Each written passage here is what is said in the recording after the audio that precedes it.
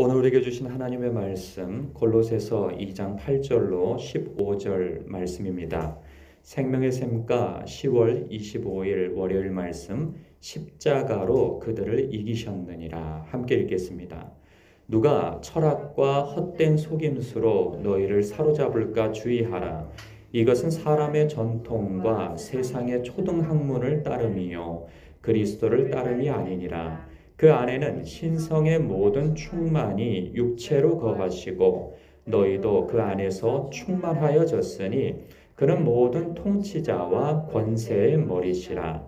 또 그 안에서 너희가 손으로 하지 아니한 할례를 받았으니 곧 육의 몸을 벗는 것이요 그리스도의 할례니라.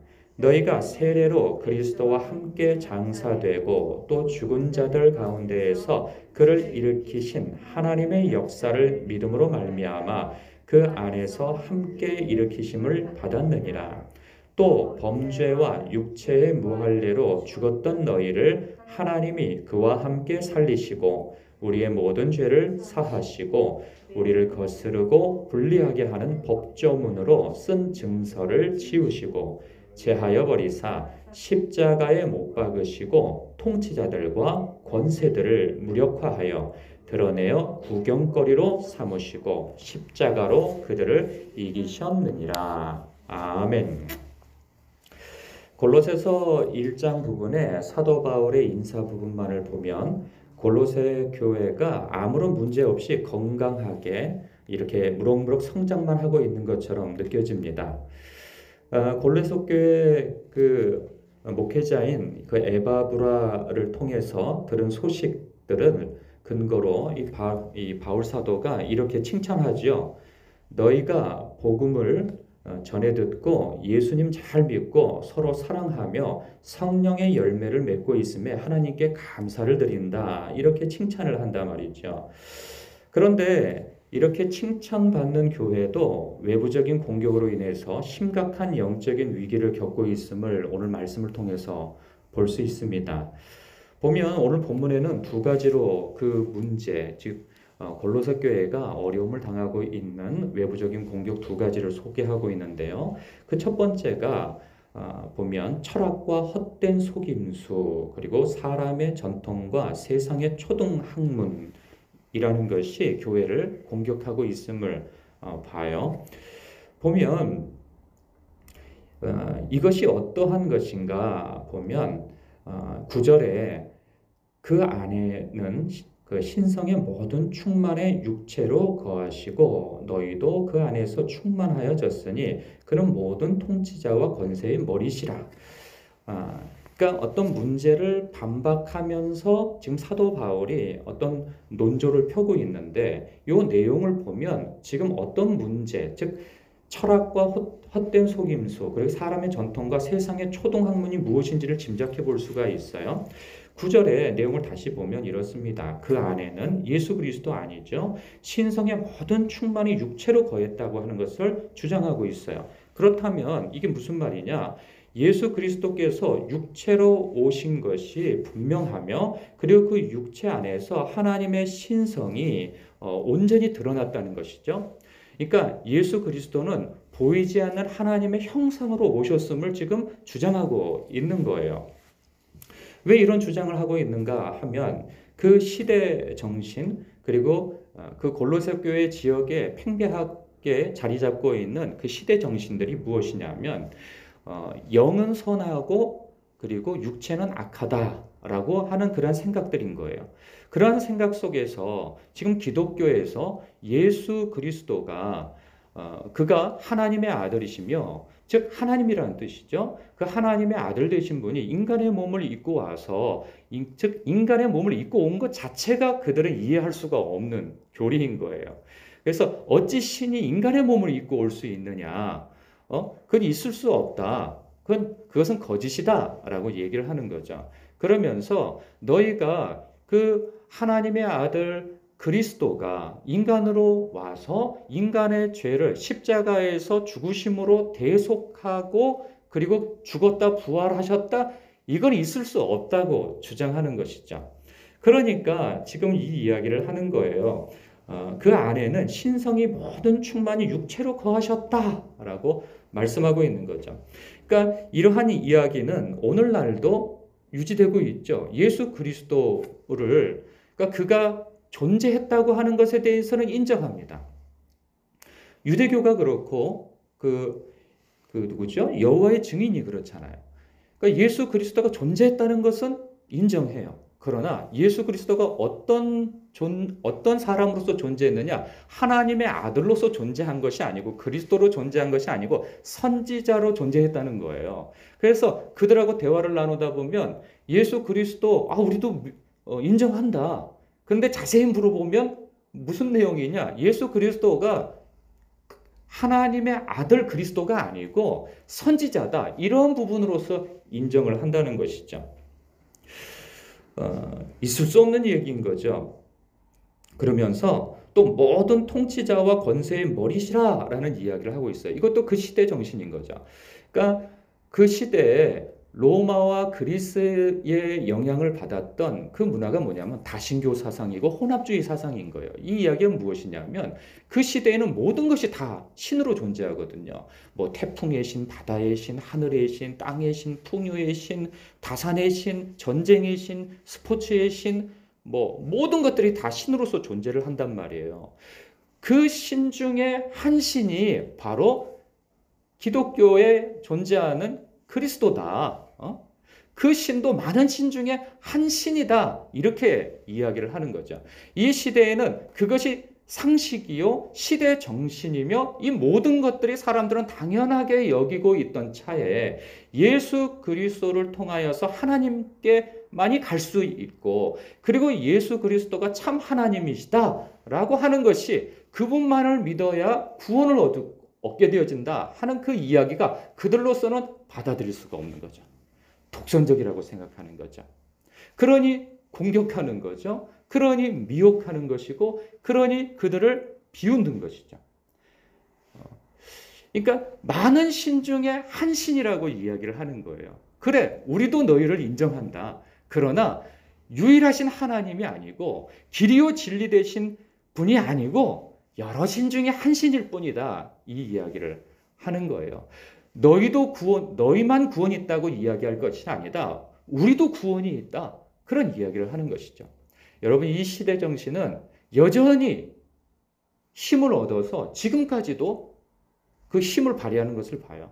교회에 여전히 하나님의 말씀을 알지 못하고 여전히 예수 그리스도의 그 우월하심을 알지 못하고 그 믿음이 굳건하지 못하는 그 신자들 가운데에서도 참 그 조상신을 제사를 지내면서 조상신을 의지하고 그리고 여러 우상들, 여러 신들 중에서 하나만 얻어 걸려라 하는 그러한 마음에서 불교도 갔다가 천주교도 갔다가 기독교도 갔다가 어느 한 신이든 내게 도움이 된 신이 나에게 걸려라 하는 그러한 마음에서 믿는 사람들도 있단 말이죠. 그런가 하면 여러분 샤머니즘적 신앙을 여전히 고수하고 있는 사람들도 있다는 거예요. 어떤 문제를 해결하기 위해서 점집을 찾아간다든가 그리고 뭐 아홉수나 손 없는 날을 따진다든가 재미로 오늘의 운세 따위를 본다든가 타로나 사주, 궁합 이러한 것들을 찾아서 본다든가 뭐 이런 일만 있는 것은 아니죠. 오늘날은 이 다원주의 사상 속에서 모든 종교는 동등하며 그 나름대로 종교적인 진리가 있다. 이 이야기가 무슨 말이냐? 절대적 진리를 부정하면서 여기도 신이 있고 저기도 신이 있고 또 너희도 신이고 그렇게 쭉 돌아오다가 그럼 나도 신이네 그런 거죠. 너도 옳고 나도 옳고 그들도 옳고 다 옳다는 거예요. 그러면서 절대 진리를 부인하는 거죠. 여러분 이러한 시대 사상이 오늘날에도 얼마나 강한지 모릅니다. 그래서 예수 그리스도가 길이요 진리요 생명이라 라고 주장하게 되어지면 무지한 자라고 치부를 하게 되는 거죠. 저런 무지한 자들, 저런 광신도들 하면서 우습게 여기고 아예 입을 열지 못하게 하는 그런 시대적 분위기를 요즘에 얼마나 갖고 있는지 모릅니다. 이러한 때 사도 바울은 무슨 얘기를 하느냐?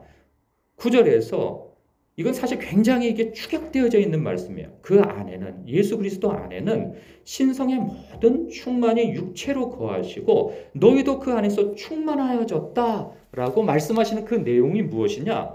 앞에 있는 예수 그리스도가 어떤 분이냐라는 것을 골로새 교회 성도들이 인지하고 있는 것을 전제로 지금 이 말씀을 하고 있는 거예요. 그러면 그 앞에 있는 내용이 무엇이냐? 여러분 1장 15절을 한번 보십시오. 1장 15절을 보면 예수 그리스도가 어떤 분이신지가 소개가 되어져요. 그래서 이런 말씀이 있어요.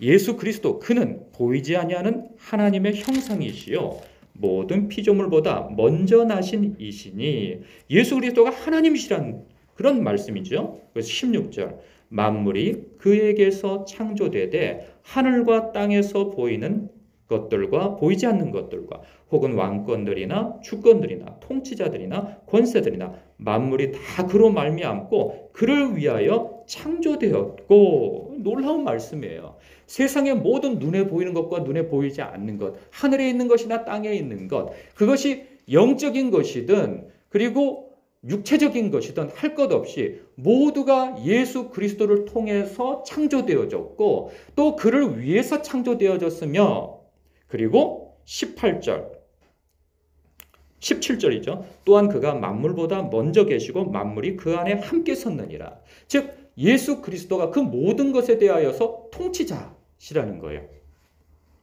근데 그러한 예수 그리스도가 18절 그는 몸인 교회의 머리시라는 거예요.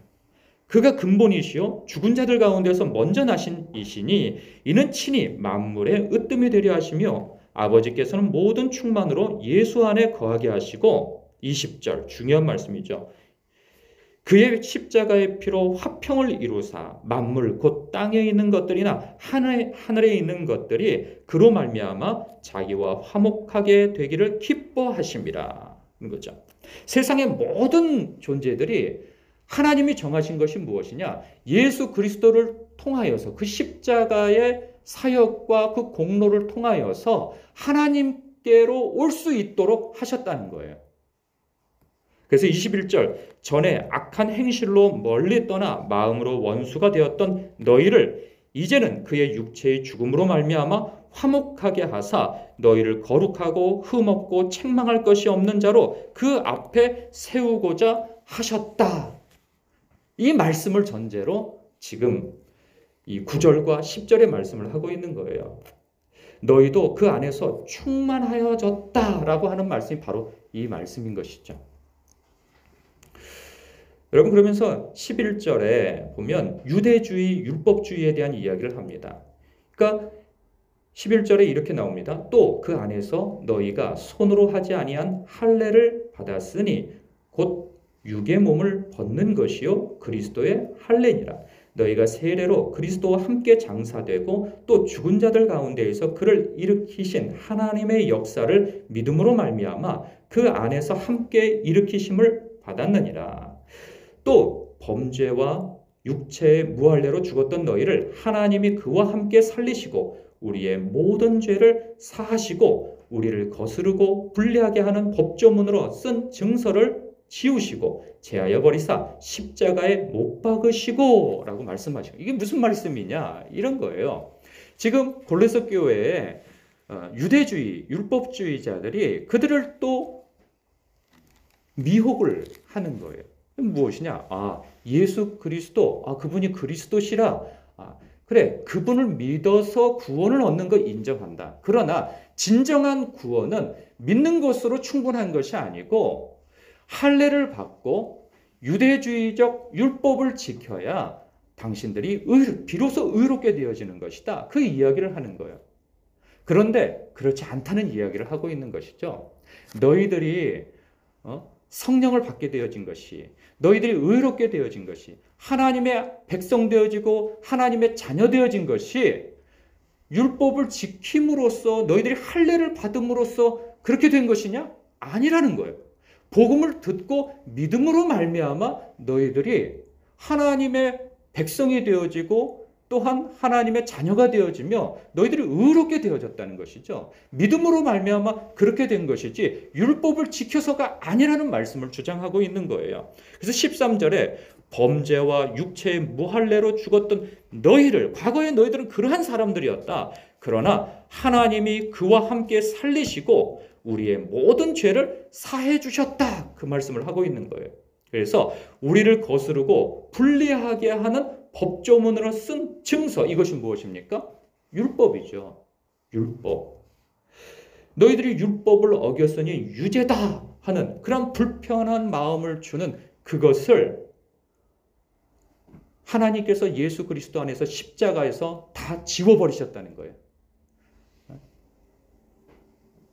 그러니 더 이상 너희들이 율법을 붙들고 살 것이 아니고 은혜 아래 살아야 된다는 거예요.